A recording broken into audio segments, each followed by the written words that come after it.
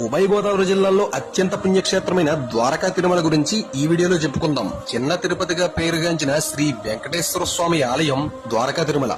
ఈ ఆలయ చరిత్ర ఏంటంటే, స్థల పురాణం ప్రకారం ఈ క్షేత్రం రాముని తండ్రి దశరథ మహారాజు కాలనాడిదని భావిస్తారు. ద్వారకుడనే ఋషి తపస్సు చేసి స్వామివారి పాదసేవను కోరాడు కనుక పాదాలు పూజించే భాగ్యం అతనికి తగ్గింది. పైభాగం మాత్రం మనకు దర్శనమిస్తుంది.